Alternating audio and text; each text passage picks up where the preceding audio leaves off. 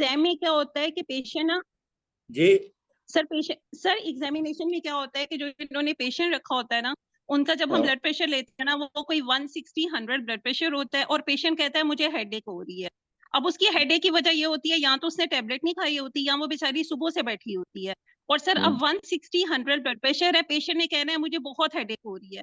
अब हम उसको किस तरह मैनेज करें? क्या हम उसको वेरी अच्छा न्यूरोलॉजिकल सिम्टम्स की तरह मैनेज करें?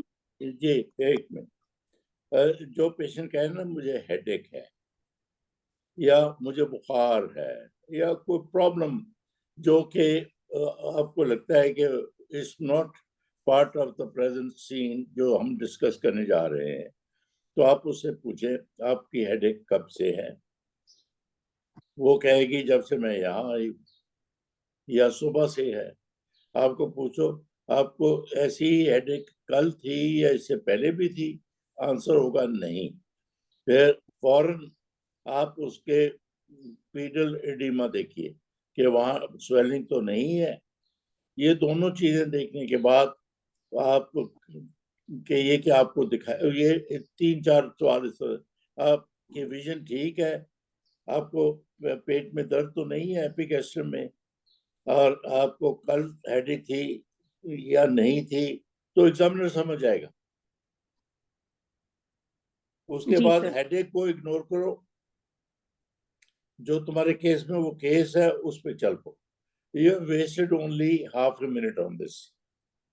पेशेंट बहुत सारे ऐसे, यही हेडेक नहीं है, यूट्रोवैजाइनल प्रोलैप्स का केस है, वो आप डिस्कस करना चाहते हैं। बीच में कोई ऐसी मेरे मैदे में भी दर्द है, मुझे कब्ज भी जी है, सर।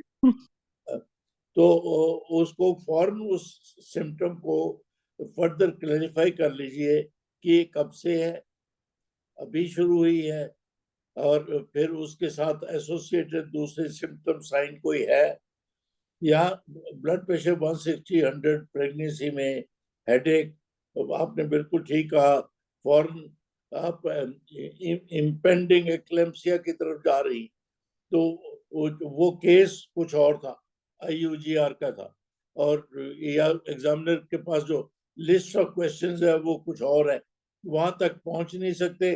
5-7 मिनट ये आप उसको इम्पेंडिंग एक्लेम्सिया के तौर पर ट्रीट करके आपको तो नंबर नहीं मिले, हालांकि you have done the right thing. तो इसलिए spare half a minute, not more than that, not more than that. Headache बोला लुबना, तो पूछो हेडेक कहाँ पे है, फ्रंटल है, बैक है, और एपिगैस्ट्रिक पेन तो नहीं है, और उसके पाव भी साथ साथ एग्जामिन कर लो, इडिमा तो नहीं है, और फिर आप ये वो नेगेटिव हो जाएगी बात, तो आप वो समझ जाएगी एग्जामिनर कि you are ruling out impending eclampsia और सुइयर प्री एक्लेम्सिया। फिर बात आगे चल पड़ेगी, जो भी वो केस है चला ली। तो ये होता है जी कई दफा मरीज आपको ऐसे ही डायग्रेस करता है, कुछ ऐसी बात कह के जिसका उस वक्त के केस के साथ कोई तल्लक वास्ता नहीं होता, और कई दफा उसकी लैंग्वेज प्रॉब्लम हो जाती है, वो बात आपकी समझती नहीं। लेकिन ये तो चूंकि अब टोक स्टेशन बन गए हैं, आई एम श्योर के टोक पे किसी को वो रियल पेशेंट्स होते नहीं, सिमुलेटर होते, तो इसलिए ऐसी कंफ्यूजन, ऐसी डिफिकल्टी बहुत कम होगी आपको। वो सर एक और शॉर्ट केस सर लाइव होता है, एक लगाइनी सर का वो लाइव दो होता सर शॉर्ट है, दो केस भी होते दो और हैं। एक शॉर्ट केसेस होते हैं सर, और वो उनसे जब हिस्ट्री लेते हैं तो सर वो अपनी नहीं प्रॉब्लम नहीं नहीं बताते, और जो है ना वो सर सुन ले, पेशेंट। मेरी गल तो नाजिर सुन, सर की बात। मेरी बात तो सुनो। जी जी ये सर। इम्तिहान हो रहा है 4-5 सेंटर्स में, कराची, लाहौर, इस्लामाबाद में भी, पेशावर, तो इसलिए लाइव पेशेंट मोस्ट अनलाइकली है कि 4 इक्को जो मरीज कैसे रख देंगे, वो सारे सिमुलेट वो होते हैं, एक्टर्स होते हैं, उनको सिखाया जाता है कि आपने कहना मुझे हेडेक है, आपने कहना मुझे एपिगैस्ट्रिक पेन है, आपने कहना है कि मुझे ब्लीडिंग है, या जो भी है, वो बिल्कुल पेशेंट बन के ही बैठे होते हैं, they are like real patients. लेकिन आपका एडवांटेज ये है कि उनको जो सिखाया गया है उस वही बोलते हैं, रियल पेशेंट तो आपको जैसा अभी अभी लुबना ने कहा हेडेक कह के कहीं से कहीं दो स्टेशन पे बिठाते हैं रियल पेशेंट, दो स्टेशन पे रियल होते हैं, एक शॉर्ट केस पे और एक गायनी के शॉर्ट केस पे। उसमें हमें जी सर, पेशेंट से ऐसा ही हिस्ट्री है। लेनी होती है। चलो उससे- अगर एक केस भी है तो आप जो जो आप ये 160 100 है हेडेक है, तो अगर आप उसको आप इम्पेंडिंग एक्लेप्सिया बना के चलाना चाहते हो फिर चला लो। मैं तो कहा आपके ख्याल में ब्लड प्रेशर ये है, हेडेक ऐसे ही उसने कह दिया कुछ और बात है, तो उस हेडेक को सॉर्ट आउट करना आपका फर्ज है। वो फर्ज है आपका कि हेडेक है तो कहाँ पे है, फ्रंटल है, बैक है, कहाँ पे है। आपकी आई विजन ठीक है, डिप्रोपिया और ब्लड विजन तो नहीं है, एपिगैस्ट्रिक पेन तो नहीं, नोजिया वॉमिटिंग तो नहीं है। ये 3-4 सवाल 30 सेकंड में पूछ लो। सर एग्जामिनेशन का बता दें कि एग्जामिनेशन मैंडेटरी क्या क्या करनी होती है? वो तो अकॉर्डिंग टू सारा। हिस्ट्री होगा ना कि एग्जामिनेशन आप सर नहीं, जैसे ऑप्स के पेशेंट में पूछना चाह रही हूँ सर, ब्रेस्ट एग्जामिनेशन है जैसे, और चेस्ट, कार्डियोवास्कुलर सिस्टम, ये सब करना है? जी कार्डियोवास्कुलर बेशक न कीजिए, लेकिन ब्रेस्ट को जरूर देखिए। सर फिर ब्रेस्ट वो को मतलब वहां पे तो जैसे एग्जाम का वो है, तो सर वो फिर इतना एक्सपोजर वगैरह एग्जामिनर वो फिर आपका एग्जामिनर आपको देख रहा होता है कि ये madam I would like to examine breast but under the present circumstances the situation is such that I can't expose. वो हो गया फिर आपका ब्रेस्ट एग्जामिनेशन। अच्छा आप एग्जामिनर को बता दिया I would like to examine her breast because of the environment, the situation जो भी है, I can't expose her breast, so what do you tell me. वो कह देगी कोई बात मिस करो, चलो आगे चलो। अच्छा सही। आपको ब्रेस्ट एग्जामिनेशन के नंबर मिल गए। जी सर। अच्छा सर, बाज दफा एग्जामिनर ऐसी होती हैं, वो एग्जामिनेशन के टाइम पे बात ही नहीं कर रही होती, मतलब कुछ भी नहीं बोल रही होती, बिल्कुल साइलेंट बैठी हुई होती हैं। तो सर वो कहती हैं बस अपना करो, इस तरह बोलती हैं। होती हैं they are not being too helpful, पर लेकिन कोई बात नहीं है। आप ऐसे ही अगर वो कहती है कि बोलती ही नहीं है, आपने पूछा कि I would like to examine breast but the environment is such I can't expose her breast, वो चुप रहती है, वो कुछ नहीं कहती। हाँ जी, तो you say next sentence, I'll skip breast examination because of the situation. अच्छा, आप खुद कह दीजिए कि फिर क्योंकि यहाँ पे एक्सपोजर जो है एडिक्वेट नहीं हो सकता, तो इसलिए I will skip this examination. You will get extra mark. क्योंकि आपने पेशेंट की प्राइवेसी का ख्याल रखा है। जी सर, ठीक, थैंक यू। एग्जामिनर को बता भी दिया।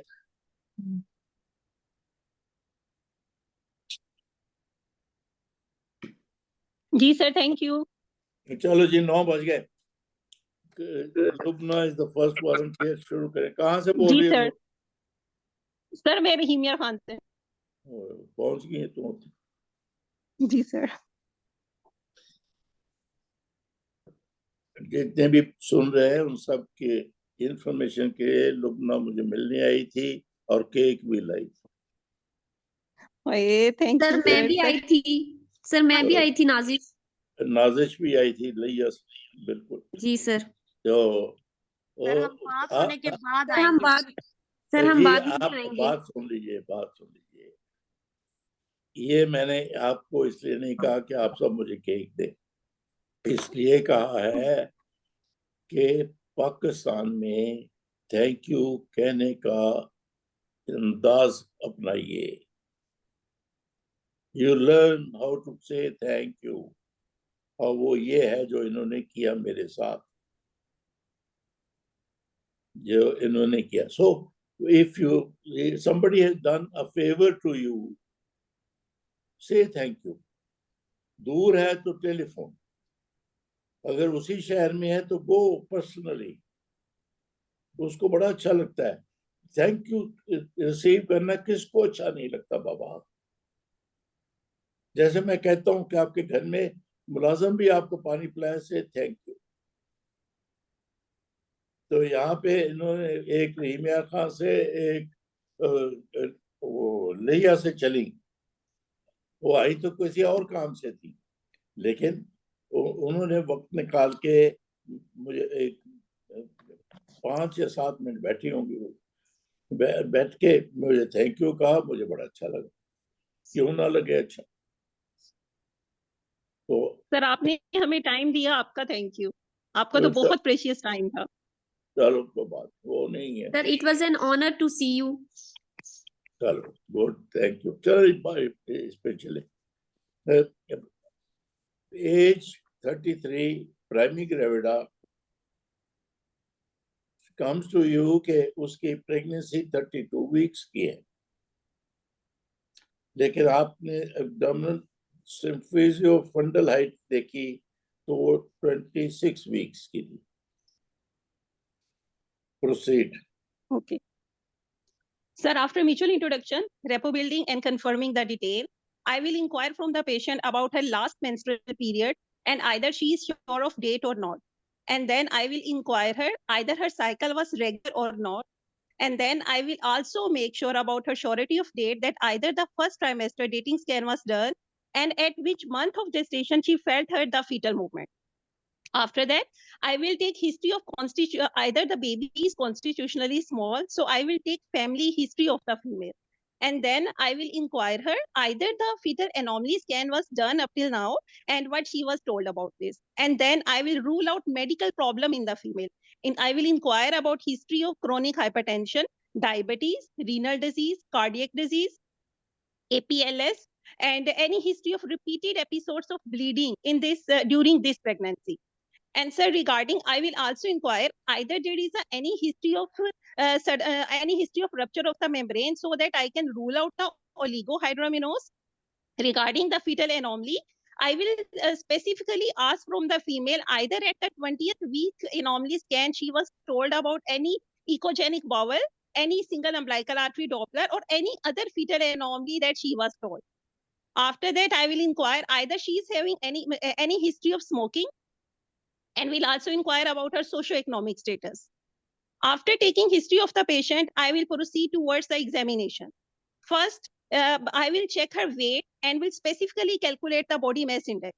I will check vitals of the patient and will check the blood pressure and then thyroid based chest examination. And then I will measure the symphysiofundal height. And then I will do I will especially look for the amount of liquor, estimated fetal weight, lie, and will auscultate the fetal heart rate. After doing the examination, I will proceed towards the investigation of the patient. Sir, either the patient is having any positive point in history or should I proceed to investigation? No positive point. Okay, then sir, regarding the investigation, first the baseline investigation, and then I will investigate according to the history examination. If I will find a cause, then I will investigate that cause specifically. And then I will inquire about dating scan at 12th week of gestation for the crown of length and knuckle translucency. Anomaly scan at 20th week of gestation for any fetal anomaly. And then growth scan and the umbilical artery Doppler for the for ST ratio, pulsatility index, resistivity index, and diastolic flow. And after doing this, I will proceed for the management of the patient. Sir, either there is any positive point in investigation? जी बताइए। Sir investigation में कोई positive point थे उसके Doppler पे? कोई नहीं। कोई okay, then sir, after that I will do the management of this case. Sir, regarding the management, I will counsel my patient that hello जी मैं तो बिल्कुल सुन रहा हूँ, all ears. Then sir, after history examination and investigation, I will counsel the couple that I have made sure that she is sure of date, her umbilical artery Doppler is normal, no anomaly is found, and then she is having no medical condition. So her baby is either is having a constitutional delay, constitutionally small baby, and due to Asian population and her due to Asian population, and then I will counsel my patient that there is a feto-maternal implication regarding the fetal risk of having a stillbirth, preterm labor, and preterm birth, and maternal risk of having the having operative vaginal delivery. I will admit the patient and I will do the feto-maternal monitoring. Regarding the fetal monitoring, I will do the CTG, FKCC, biophysical profile, and umbilical artery Doppler and growth scan will be done twice weekly. As she is a 32-week of gestation, so I will plan her steroid cover, and I will give her steroid cover, 2 weekly growth scan, and Doppler will be done. At 34 to 36 week of gestation, I will discuss with my patient about mode of delivery, plan of delivery, contraception, and breastfeeding will be discussed with the patient. And umbilical artery Doppler and growth scan will be done 2 weekly. And if everything remain okay, then I will discuss the mode of delivery with the patient. As she is a primary gravida, at 37 week of gestation, her Bishop assessment will be done, and then her CPD will be ruled out. And if the baby is and if the baby is in cephalic presentation, estimated fetal weight, amount of lichen, and everything remain okay, then I will give her trial of the labor. After ruling out all the contraindication of the SPD, after delivery, the baby will be handed over to the pediatrician. For the early essential neonatal care, I will counsel my patient for the breastfeeding, contraception, and early pregnancy booking in her next pregnancy. माशाल्लाह, मैं Thank you, sir. क्या कहूँ, बिल्कुल ठीक, perfect है, perfect.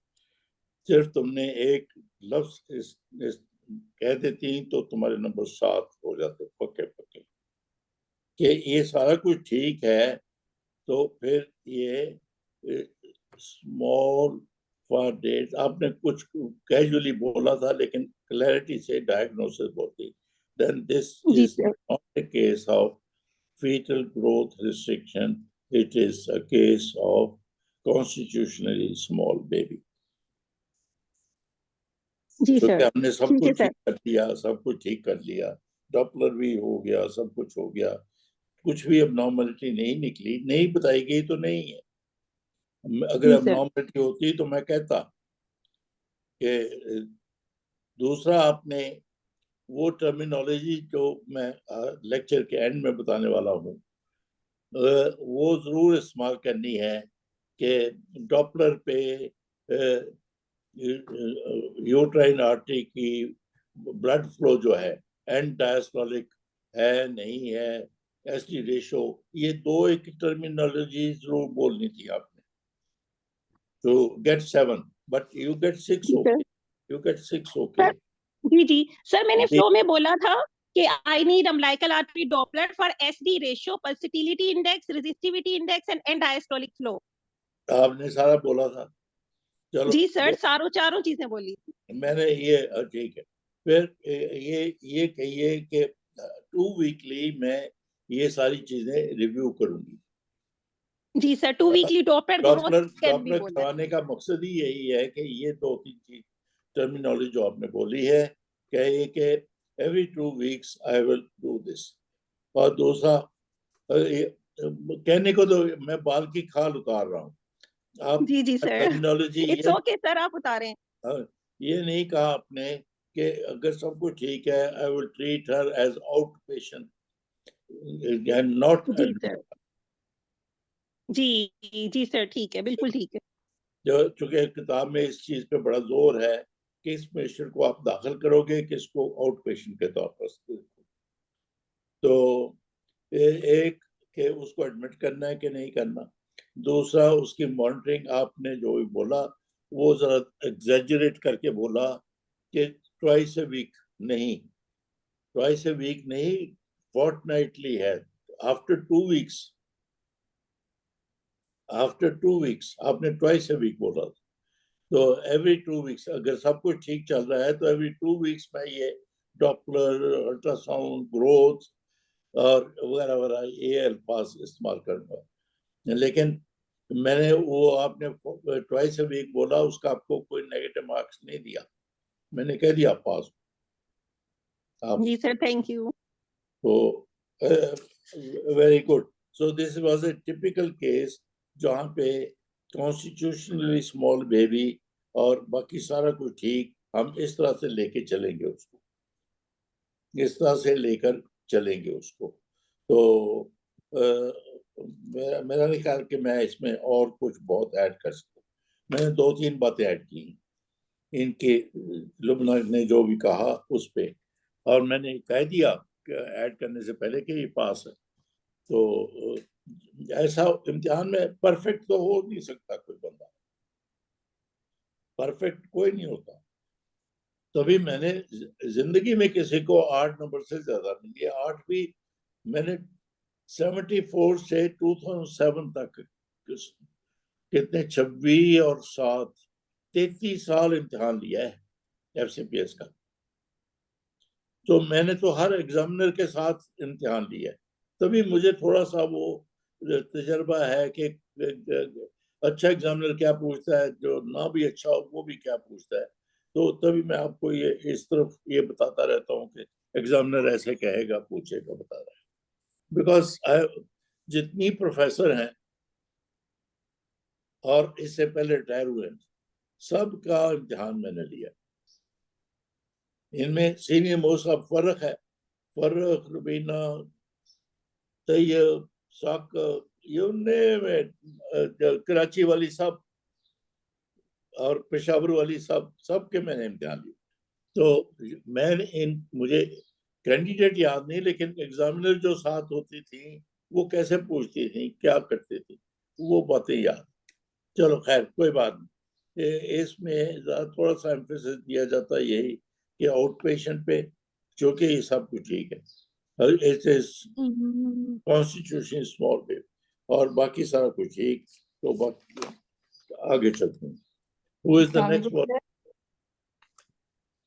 Who is sir the इस next? Patient को हम 39 वीक पे डिलीवर कराएंगे। जी 37 कंप्लीटेड तो जरूर कर लीजिए, 39 भी सर, आज। हाँ जी सर 2 वीक की CTG भी करवाएंगे इस पेशेंट की, जो हमने फोर्टनाइटली मॉनिटरिंग की है, उसमें जी अल्ट्रासाउंड डॉक्टर फीटल मॉनिटरिंग जो है उसमें CTG भी शामिल है, तो वो भी शामिल है। फीटल मॉनिटरिंग, मैटरनल मॉनिटरिंग, ये दोनों लफ्ज कहे जाते तो अच्छा था। और सर इसमें इंडक्शन ऑफ लेबर भी कर सकते हैं। और बिशप स्कोर उन्होंने बोल दिया था, मैं उससे इंडक्शन समझ गया। जी उन्होंने सिर्फ बिशप बोला था, इंडक्शन नहीं बोला था। जब आप बिशप करते हैं तो मकसद यही होता है इंडक्शन, इसलिए मैंने आई ग्रांटेड दैट। जी चलिए, Who is the next volunteer? Sir doctor sir Nazish. मेरे साथ नाजिश फातिमा लिया से। जी सर। तुझे कल मैंने मिलके गए, किसी को नहीं चांस दे। मैं तुम्हारी बारी लगाता हूँ। मेरे को 4-5 पेशेंट्स हैं, कोई और बोले। सर मैं डॉक्टर शकीला। चलो शकीला, आप इस्लामाबाद से बोल रही हो? सर रहीम यार खान से। यार आप दोनों इकट्ठे पढ़ते हो? No sir. अच्छा चलो फिर तो ठीक। चलो Shakeela, patient age 30, primary gravida, known case of IUGR। आपके चार्ज में 32 वीक्स पे आई है।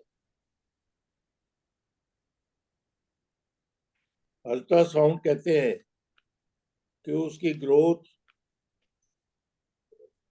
5 सेंटाइल जो है, 5th सेंटाइल उसमें है।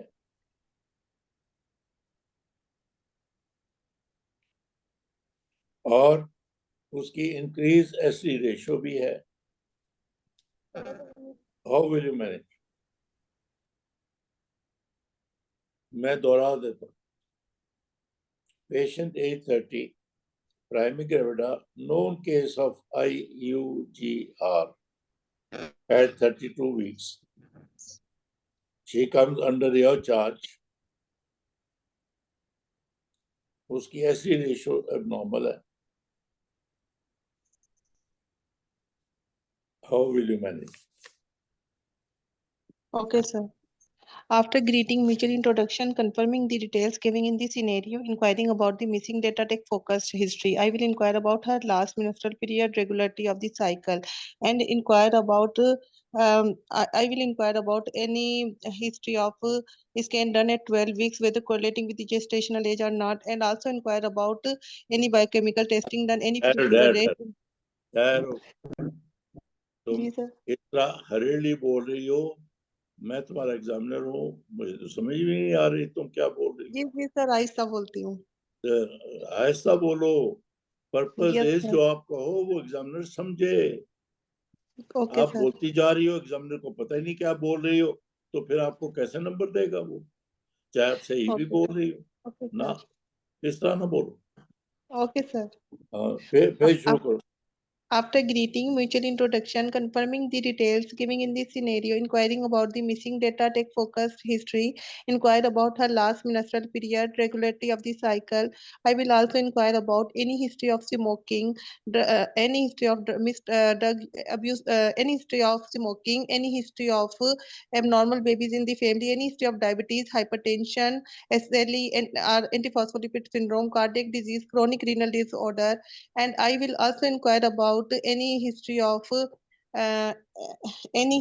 gastric bypass surgery, or any history of eating disorder, bowel disorder that lead to weight loss, and I will also inquire about history of folic acid intake in this pregnancy, any scan done at 12 weeks, any history of flu fever rash in this pregnancy, and I will also inquire about any history of abnormal babies in the family, and any history of scan done at 20 weeks, and any significant abnormality detected, any history of leaking, any history of she perceived fetal movements or not, any current complaints, any serial growth scan done, any history of significant bleeding, any history, and then I will also inquire about any and support at the home. Then I will proceed towards the general physical examination, calculate her BMI especially, and check her blood pressure, temperature, pulse, respiratory rate, and also do systemic examination, especially neurological examination,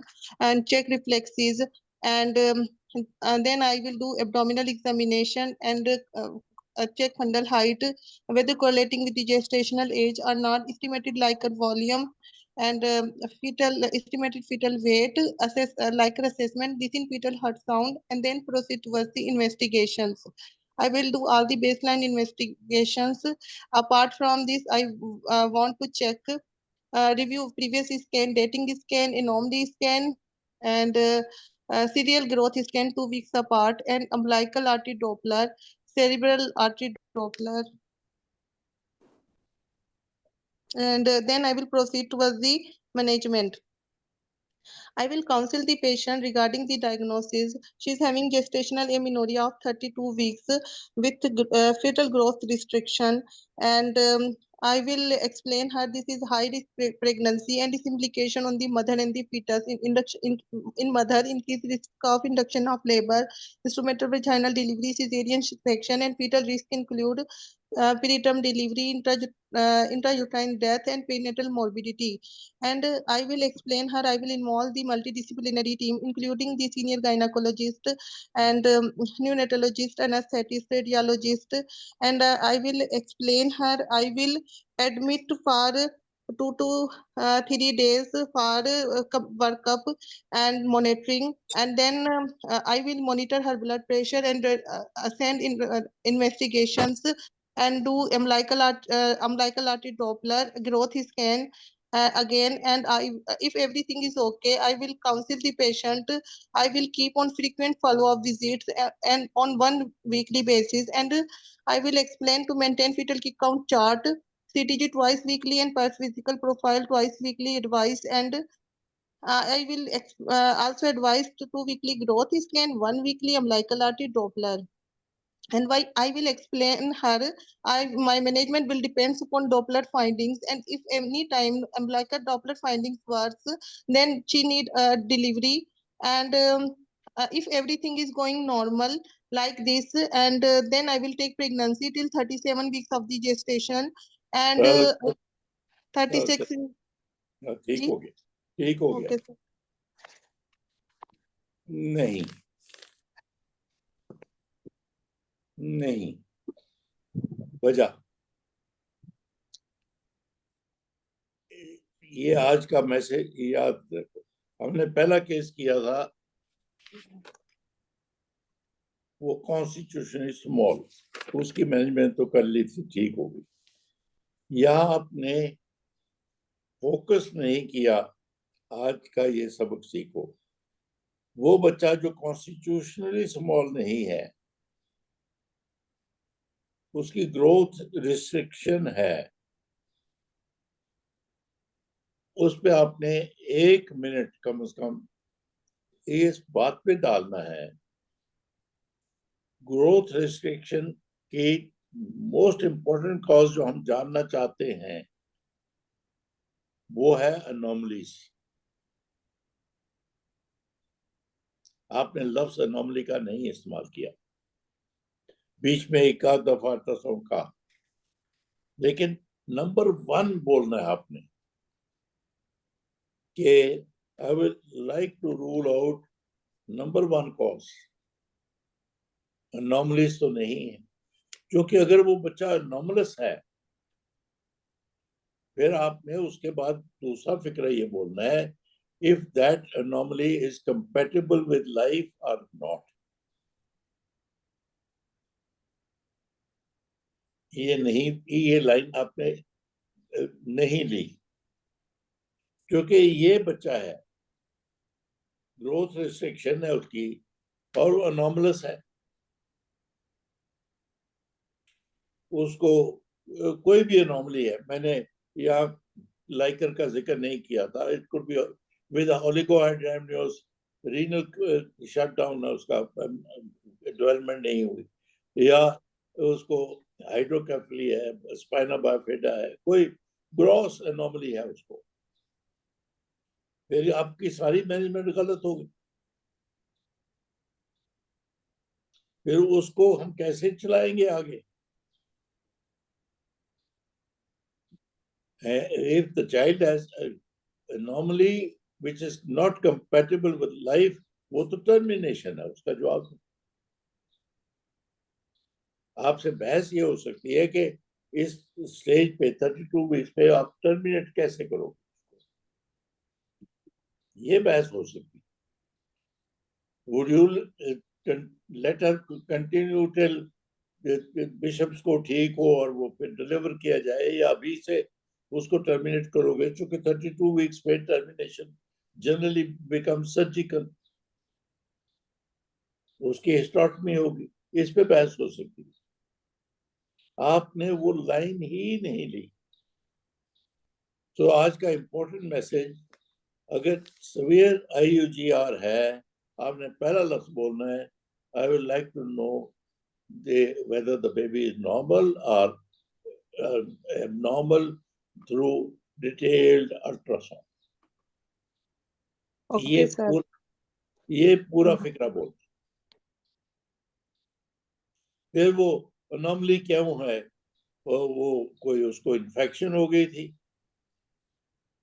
rubella हो गया था, rubella syndrome, या कोई क्या वो infection हुई, आपने family history बोली थी, फैमिली हिस्ट्री में है कुछ है क्या है? आपकी तो जिंदगी वही बड़ी आसान हो गई थी। हाँ, अलबत्ता अगर वो बच्चा एबनॉर्मल नहीं है, जो आप किताब पढ़ो उसमें majority of the such babies are anomalous, उनको अनॉमली होती है, उसके क्रोमोसोम की उसके अनॉमली है, कुछ है, तो आप यू मिस देयर। तब मैंने रोक दिया आपको आधे रास्ते। तो आज का इस केस में आज का मैसेज ये है कि अगर IUGR है, आपने पहला फिक्रा बोलना है कि बच्चे को अनोमली तो नहीं है। फिर आगे की वो सारी बातें आपकी वो फिट हो जाती, पास के करीब करीब पहुंच जाती है। लेकिन ये कह के सारा कुछ कह के वो बात ना बनी। सर एक क्वेश्चन पूछ लूं? जी जरूर पूछें। अच्छा सर, अगर तो ओके, जैसे IUGR का केस होता है, अगर तो कोई मेडिकल रीजन है तो हमें समझ आती है कि प्लेसेंटल इंसुफिशिएंसी की वजह से हो रहा है ना, लाइकेट भी कम हो रहा है और डॉपलर खराब हो रहा है। सर अगर कोई एनॉमली है लेट्स बच्चे में, तो उसमें फिर जो है SP रेशो कैसे ज्यादा होगी, मतलब उसकी अम्बिलिकल आर्टरी कैसे खराब होगी? बच्चे की इंट्रिंसिक एनॉमली है ना। सुनो, अनॉमलस बेबीज अक्सर IUGR होते हैं, अक्सर उनकी नहीं क्योंकि उनमें प्लेसेंटा भी पूरी तरह फंक्शनल नहीं होता, और वो सारा कुछ everything is on the lower scale. आपने डिलीवर नहीं किए हुए नॉर्मलस बेबीज? जी सर, जी बिल्कुल सर, ऐसा होता है, लेकिन सर वो एक पैथोफिजियोलॉजी नहीं समझ आ रही थी, जैसे उसमें तो हमें समझ आती है ना और जो मेडिकल रीजन नॉर्मलस में। बेबी है वो उसका देखो ना, उसकी सर्कुलेशन माँ से लेकर, पहले माँ ठीक हो, दूसरा बच्चा ठीक हो, तीसरा बेबी ठीक हो, ये 3 पे सर्कुलेशन का इंसार है। सही है, ठीक है। अगर वो कंज्यूमर ही नहीं कंज्यूम करना चाहता, तो फिर माँ का ठीक होना, प्लेसेंटा का ठीक होना कहाँ से हेल्प करेगा? वैसे भी फिर प्लेसेंटा डिसफंक्शन हो जाता है। अक्सर आप देखते ही नहीं, एनॉमलस बेबी के साथ प्लेसेंटा छोटा सा निकलता है, वो थोड़ी जी वो सर, प्लेसेंटा भी एबनॉर्मल होता है जी। ये प्रैक्टिकली तो anomalous baby, mother, placenta, baby, mother ठीक है, लेकिन बेबी की वजह से वो प्लेसेंटा जो है वो क्या वो नहीं होता, अल्ट्रासाउंड में आती है रिपोर्ट, मैचुरेशन ज्यादा हो गई या फंक्शन कम हो गया प्लेसेंटा का, वो जी सारा सर, पोस्ट मैच्योरेशन। चले। मेरा ख्याल है इस एक्सक्यूज मी सर, इसमें मैं एक पॉइंट ऐड करूं? आप कौन है ताहिरा? सर ये अगला केस एनॉमलस, करना चाहती है कि पिछले पे कमेंट करना चाहती हैं?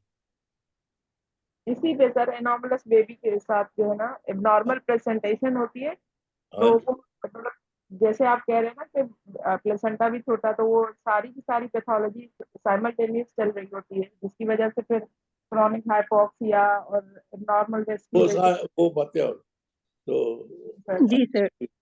चले ताहिरा, आप अगला केस करना चाहती हैं? नहीं सर, नेक्स्ट टाइम में, नेक्स्ट क्लास में मेरा नाम सर है। मेरे साथ कर लें। सर मेरा मुझसे नहीं लिया आपने केस। अगली कौन? नाजिश है और रुकना तैयार। चलो फिर नाजिश से करूं?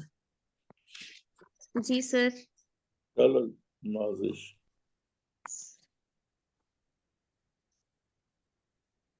लो जी। Gravida 2 para 1 at 32 weeks fetal growth restriction है उसकी,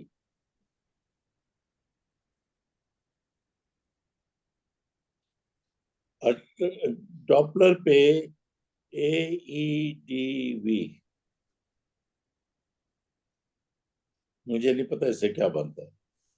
हाउ विल यू मैनेज? जी sir. Sir, after mutual introduction and completing the biodata, I will inquire about any history of in this pregnancy conceived.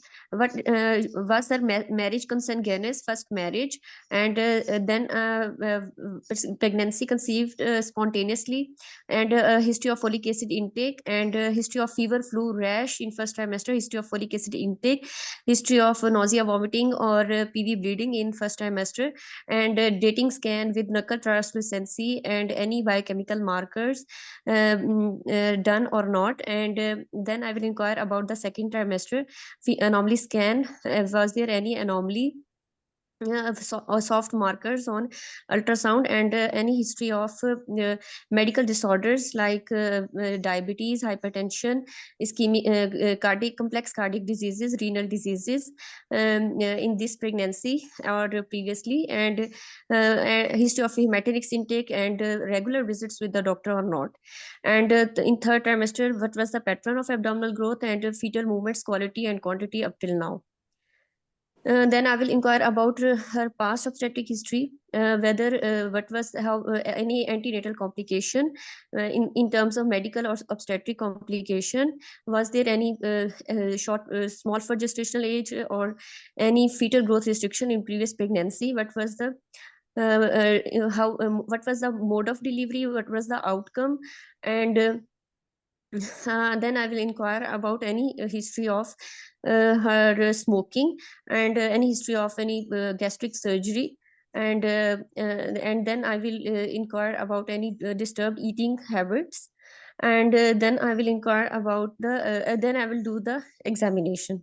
In examination, I will check the BMI, whether more than 35 kg per meter square, and then I will check the blood pressure, specifically in vital signs, and then I will check the abdominal after doing the general physical and systemic examination, pallor, jaundice, thyroid, chest, breast, and cardiovascular examination. I will do the specifically obstetric examination, in which I will check for the any fibroids or uterine anomalies, palpable or not, and then physiofetal height, whether corresponding to dates or not, and then I will inquire, and then I will see the live presentation, amount of liquor, estimated fetal weight, and I will check the fetal heart rate. And then I will check the pedal edema. जी Sir, any positive finding? नहीं, अब तक सब ठीक है सिवाय जो मैंने बोला. Okay, sir. Then I will do the investigations in which I will do the blood CBC, blood complete picture with the hemoglobin with date for hemoglobin, TLC, and platelets, blood sugar random or OGTT, hepatitis B surface antigen, anti-HCV, anti-HIV antibodies, blood group with Rh factor, and midstream urine for processed protein, glucose, and nitrites.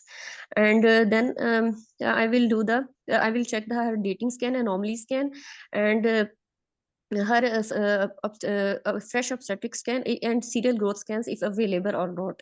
Specifically in fresh obstetric ultrasound, I will check the amount of liquor, estimate and amniotic fluid index, and then I will check the umbilical artery Doppler as already provided to me.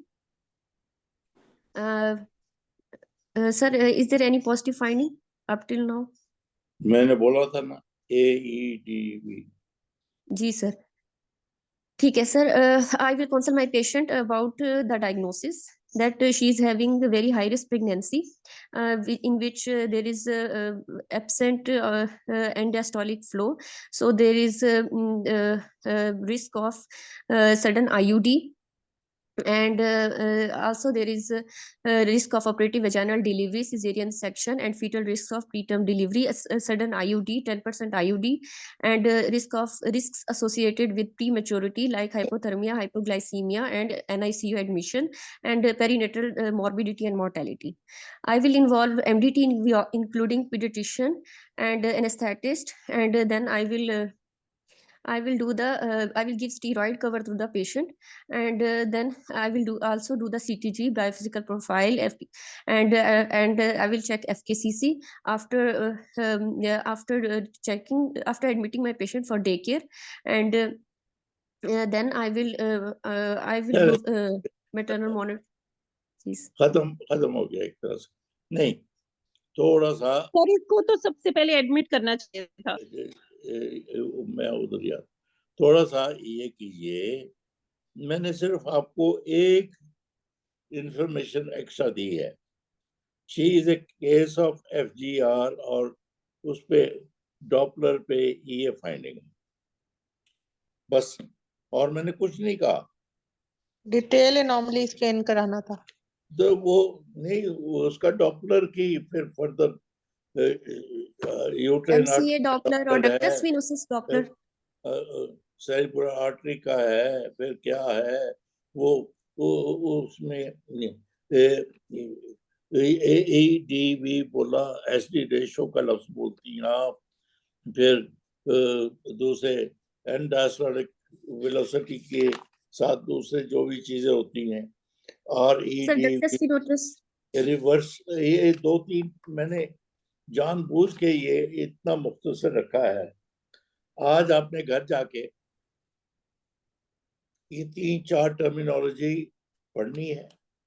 अब आप तो घर बैठे हो, ये अभी निकाल के ये 3-4 टर्मिनोलॉजी पढ़नी है, इनकी इंटरप्रिटेशन क्या है।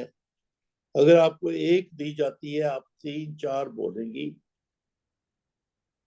कि मैं ऐसी रेशो देखूंगी, मैं सेरेब्रल आर्टरी के वो देखूंगी, एनीमिया में डायलेटेड वेन्स हो जाती है, ब्लड वेसल्स हो जाती है, वो इस तरह के ये 4-5 सेरिब्रो-प्लेसेंटल रेशो। हाँ, वो ये मतलब ये आपने इस पे फोकस नहीं किया मोहतरम, इस पे फोकस नहीं किया आपने।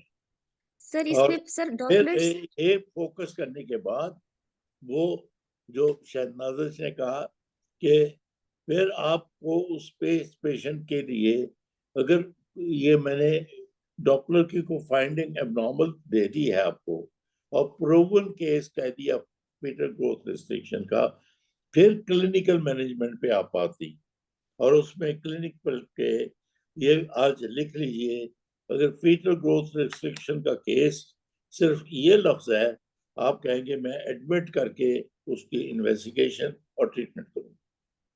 ये लिख लीजिए आप,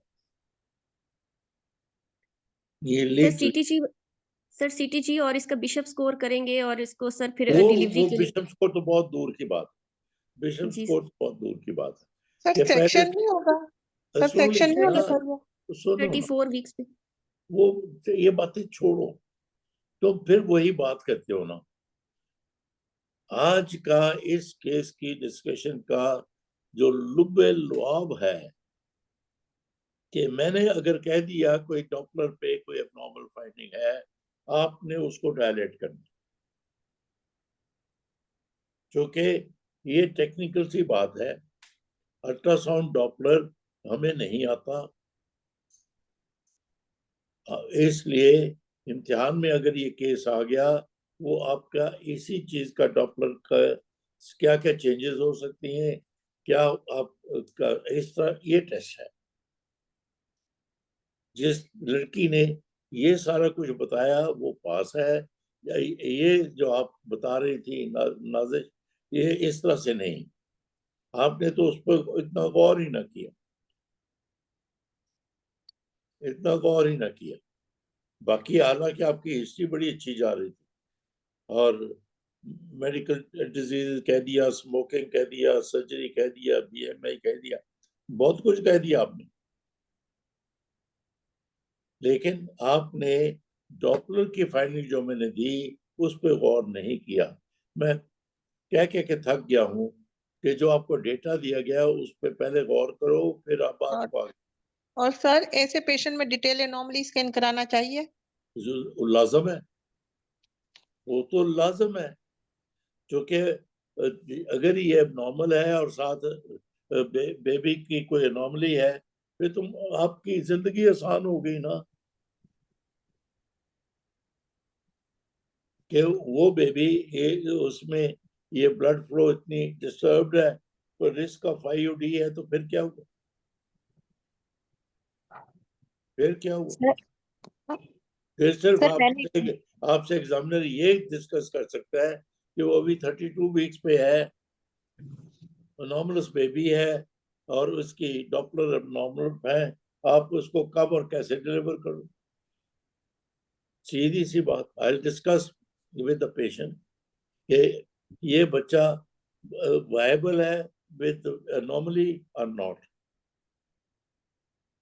अगर वायबल ही नहीं है तो nothing to worry, wait for spontaneous onset, generally they go into preterm labour, वो डिलीवर हो जाएगा। और अगर वो प्री टर्म लेबर में नहीं जाती, फिर वो सारी बातें आप देखेंगे कि वो जिंदा रहता है तो 37 वीक्स के करीब बिशप्स को ठीक हो जाता है, फिर डिलीवर कर लोगे, लॉन्गिट्यूडनल आई है।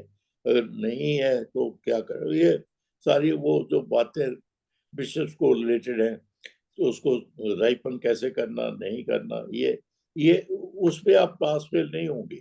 पास फेल इस बात पे हो कि आपने कितना जोर दिया, एम्फेसिस दिया, fetal growth restriction plus abnormal Doppler, इस पे जोर देना। सर आज पढ़ती हैं डॉपलर? मैं थोड़ा सा लाया हूँ, लिख बताता हूँ। डॉक्टर पढ़ा दें सर।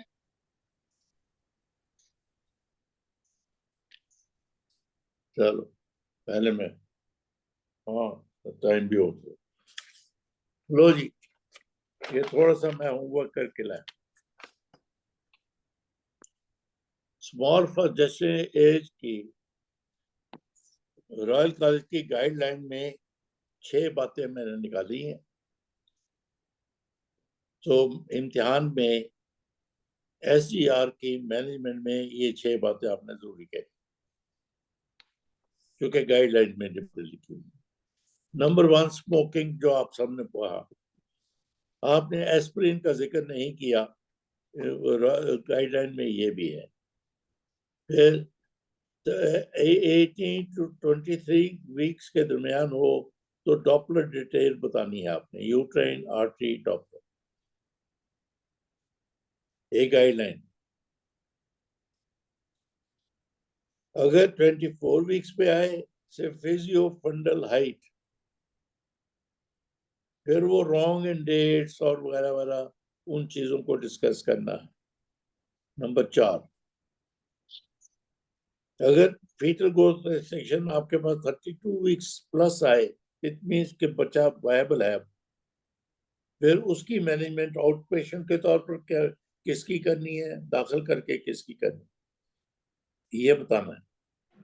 सर प्लीज रिपीट कर दे। अगर if the patient comes to you at 32 weeks with fetal growth restriction, उसकी मैनेजमेंट विल डिपेंड कि आउट पेशेंट या दाखिल करके इन पेशेंट।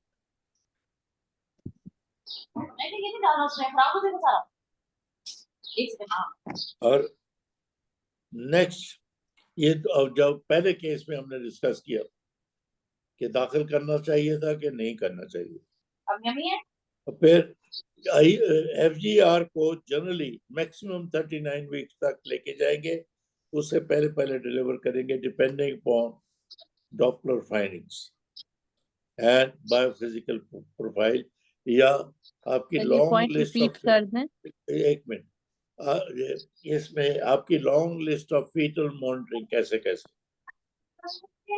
CTG, बायोफिजिकल प्रोफाइल, वो कितना हो तो फिर आप एक्ट करेंगे, और इसी तरह वो सारा 6 बातें सिर्फ लिखी हुई हैं, कोई खास बात नहीं है।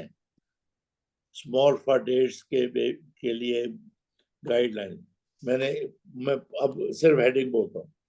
स्मोकिंग का जरूर जिक्र करना है, एस्पिरिन का जरूर जिक्र करना है, यूट्राइन आर्टरी डॉपलर, फिर सिम्फिजियो फंडलाइट अगर 24 वीक्स है उसका डिफरेंशियल डायग्नोसिस बताना। और इम्पोर्टेंट कि अगर FGR के साथ 32 वीक्स पे आए, फिर उसको 2 हिस्सों में तकसीम कीजिए, those whom you will monitor and manage from home, दूसरा जिसको आप दाखिल करके फिर डिलीवर करो। लास्ट 39 वीक्स से आगे नहीं जाएगी।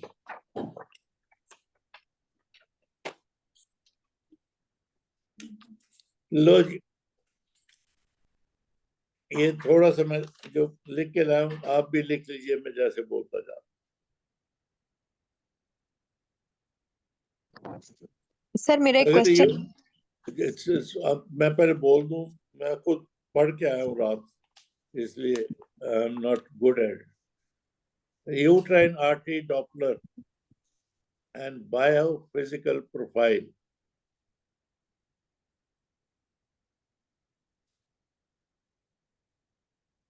अगर यूट्राइन आर्टरी डॉपलर में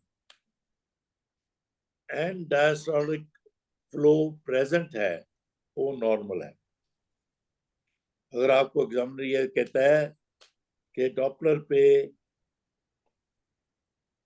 प्रेजेंट एंड डायस्टोलिक फ्लो है, इट मीन नॉर्मल है। डोंट बी मिसलेड कि उसने डॉपलर यूट्राइन आर्टरी का बोल दिया, अब नॉर्मल ही हो। तो ये अम्बिलिकल आर्टरी का डॉपलर नहीं होगा? यूट्राइन का तो 24 पे है। तो 20 यूट्राइन आर्टरी का 24 से भी आगे चल सकता है। लेकिन आपकी बात कि अम्बिलिकल आर्टरी का बोले तो, लेकिन अगर ये कहे एंड डायस्टोलिक फ्लो प्रेजेंट है, मैं एम्फेसिस इस बात पे लेकर रहा हूँ कि वो नॉर्मल है। Don't be misled. और अगर वो नॉर्मल है तो उसका फॉलोअप वीकली होगा और डिलीवर नॉर्मली होगा।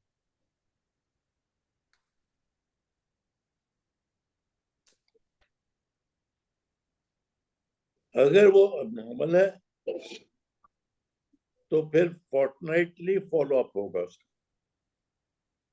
उसमें फॉलोअप में फीटल वेलबीइंग के जो किक चार्ट है, kick chart, CTG, biophysical profile, ये सारा कुछ आप करते रहेंगे।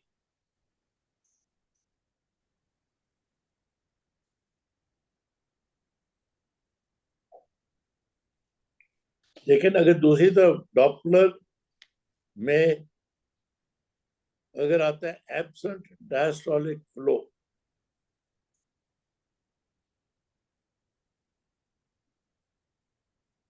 उसका फॉलोअप वीकली होगा।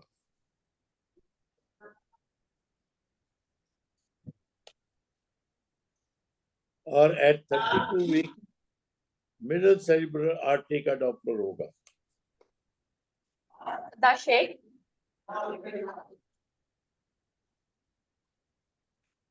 और जैसे मैंने अभी बोला, अगर डॉपलर में एबनॉर्मल फाइंडिंग्स हैं तो आप उसको एडमिट करके उसकी मॉनिटरिंग करोगे।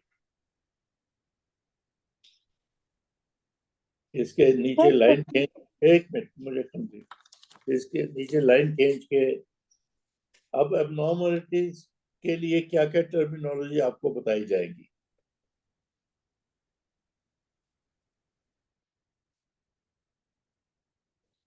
एक तो ये AEDV, जिसका मतलब absent and diastolic velocity,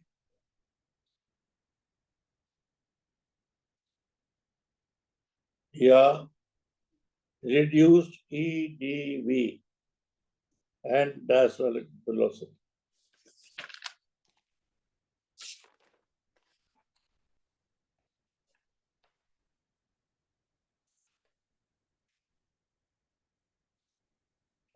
Uterine artery Doppler useful है 20 से 24 weeks।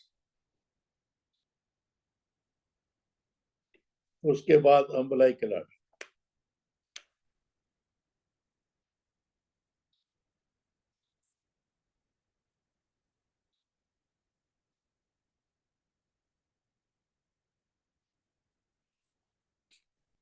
आगे मैंने नॉर्मल डॉपलर की 2-3 बातें और भी लिखी।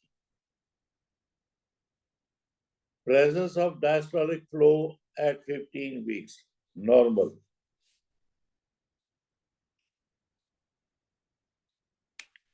ग्रेजुअली ये डायस्टोलिक फ्लो इंक्रीज करती है।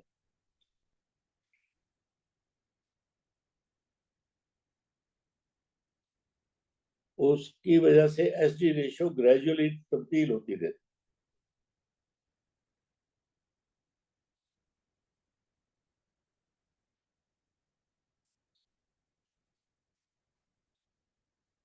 जो कॉम्प्रोमाइज फीटस है उसमें क्या क्या, यही डॉपलर की बातें। कॉम्प्रोमाइज फीचर्स में इंक्रीज एसिड रेशो आपको बताई जाएगी।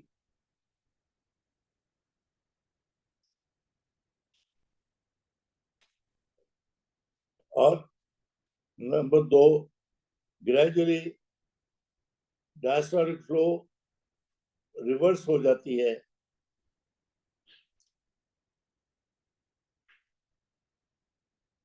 वो एब्सेंट एंड डायस्टोलिक फ्लो।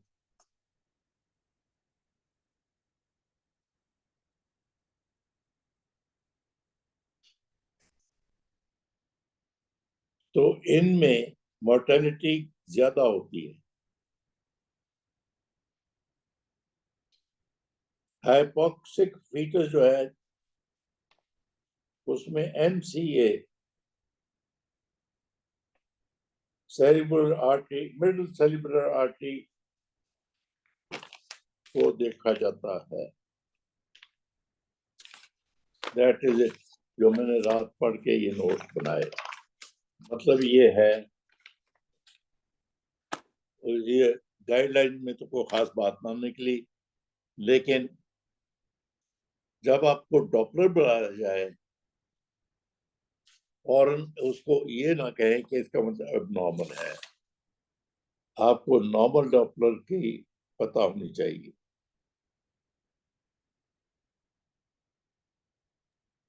उसकी तो मैनेजमेंट फिर नॉर्मल होगी। सिर्फ कॉम्प्रोमाइज वो जो है उसके में सर मिडल एक मिनट, नॉर्मल डॉपलर के लिए कहा जाएगा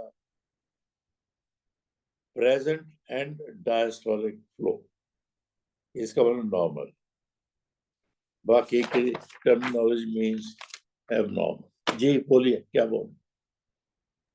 सर मिडल सेरिब्रल आर्टरी में सेरिब्रो प्लेसेंटल रेशियो देखेंगे ना मिडल सेरिब्रल आर्टरी में, मिडल सेरिब्रल आर्टरी में cerebro placental ratio anaemic patient में वो उसमें चूंकि फ्लो बड़ी रैपिड हो जाती है, ब्लड डाइल्यूटेड होता है।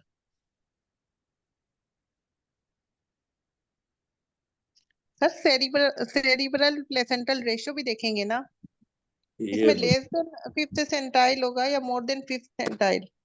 ये आप पढ़ने मुझे अब नहीं याद, ये शायद मैंने पढ़ा था तो नोट नहीं बनाया, ये आप पढ़ लीजिए। सर एक क्वेश्चन मेरा भी है। जी बोलिए। सर वो मैंने ये पूछना था कि अनॉमलस फीटस की हम जब बात करते हैं ना, प्लेसेंटल थिकनेस भाई उसमें कम होती है, लेकिन जैसे हाइपरडायनेमिक सर्कुलेशन होती है जैसे हाइड्रोप्स वगैरह में, उसमें तो प्लेसेंटा थिक होता है, तो ये वो बहुत वेरी बड़ा हो जाता है, लेकिन उसका फंक्शन पूर हो जाता पुअर होता है। है। फंक्शन ठीक पूर होता है, साइज बड़ा होता है। जी, ठीक, thank you. Low, we are almost finished. I wish you best of luck in the examination. लेकिन आप एक काम मेरा जरूर कीजिए, अल्लाह करे आप सब पास हो जाएं। इमरान शफी को टेलीफोन करके बता दीजिए आप पास हो गई है, बेशक केक ना भेजना। सर हम जी पास सर, हुए हम अब आएंगे आपको मिलने मिलने आपसे। आएंगे इंशाल्लाह। सर पास हो जाए हम तो मिलने आएंगे आपको। जरूर आइए, ये वेलकम। ये लुबना से पूछो, मैंने ये आई थी तो 5-7 मिनट में social wellbeing of A doctor की बातें की थी। जी सर, और सर हमें और तब पता चला था कि आपकी डेली ओपीडी 98 पेशेंट्स की है, जिसमें से हाफ पेशेंट्स जो हैं वो आप वैसे ही चेक करते हैं, और 98 पेशेंट्स की ओपीडी है आपकी डेली, माशाल्लाह। वो अल्लाह ताला की देन है। ये भला पता क्यों है? जी सर। ये अल्लाह की देन है, उसकी जनरसिटी है। कल मैंने आपकी बुक सर, पढ़ी है। सर आपकी सबसे बड़ी चैरिटी ये है कि आप न्यू जनरेशन को टीच कर रहे हैं। शायद अल्लाह, सर मैंने कल आपकी बुक मुझे मिल गई है, रिसीव हुई है। कल मैंने आपकी बुक पढ़ी है, अपना टॉपिक छोड़ के मैं बुक पढ़ने लग गई थी। सर मेरा तो एग्जाम भी पास हो गया, लेकिन फिर भी मैं आपके लेक्चर छोड़ ही नहीं सकती, आप इतना अच्छा बताते हैं, कोई बंदा फ्री ऑफ कॉस्ट इतना अच्छा नहीं बताता। चलो आप अच्छे गायनेकोलॉजिस्ट बनो, माशाल्लाह माशाल्लाह। सर इसमें और आपके लेक्चर क्या बहुत अच्छी बात है। और गरीब रिश्तेदार और मरीज उनको याद रखो, बस अल्लाह ताला आपको इतना देगा कि आप समेट नहीं सकेंगे इंशाल्लाह। बिल्कुल सर, ऐसी इंशाल्लाह बात। सर, इंशाल्लाह। अपने गरीब रिश्तेदारों को भी ख्याल रखो। सर दोस्त आपकी कौन सी रिश्तेदार बुक है सोशल वेलबींग पे? सर की अपनी है बुक यादगार, कल मैंने मंगवाई है। बायोमेट्री है सर की। उसपे सर सर ने मुझे अपनी भी सारी नाम लाइफ बता दें। स्टोरी लिखी हुई है और सारी एक्सपीरियंसेस लिखे हुए हैं। यार, बहुत मजे की किताब है sir. All the best. Sir वैसे आप जा किधर रहे हैं ये भी बता दें। मैं जा रहा हूँ सिंगापुर। मेरा बेटा हारून एस्पायर एक इंटरनेशनल ऑर्गेनाइजेशन है इनफर्टिलिटी की, उसका प्रेसिडेंट बन गया at a young age, youngest president. तो कांग्रेचुलेशन सर। हाँ, उसको सेलिब्रेट करने हम जा रहे ग्रेट। हैं। ये अल्लाह ताला की मेहरबानी है। मैं कहता हूँ अल्लाह ने मुझे ना दिया है कि मतलब उसका शुक्र नहीं अदा कर सकता। फिर जब मैं सोचता हूँ ये अल्लाह ताला तेरी ये देन मुझ पे क्यों, फिर मैं खुद ही ट्रांसलेट करता हूँ। मैंने जिंदगी में इल्म बेचा नहीं। सर यही बात है, मैं क्या आपसे यही कहने लगी थी सबसे कि आप बड़ी बात क्लास सर अच्छी टीचर हैं आपकी सर। यही है। मैं जब कोर्स चलाता था वो भी फ्री था, अब भी फ्री है सब कुछ, लेकिन मैं फ्री करके आप लोग पे एहसान नहीं करना चाहता। No way, no way. As a matter आपका मुझ पे एहसान है कि आप अटेंड ना करें तो मैं किसको पढ़ाऊंगा। जी सर। तो सर आपकी नहीं डांट सर, आप कितनी इतना प्यारी अच्छा होती है। पढ़ाते हैं।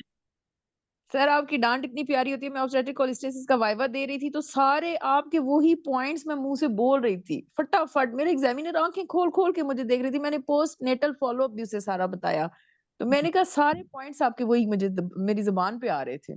यार एग्जामिनर को पसंद है, ये अच्छी बात। आंखें खोल खोल के मुझे वो ऐसे लग रहा था जैसे वही सुनना चाह रही थी जो आप बोलते हैं ना, जहाँ पे आप रोक देते हैं वही पॉइंट एग्जामिनर सुनना चाह रहा होता है। वो शायद एग्जामिनर को भी मैं नहीं पढ़ाया हो।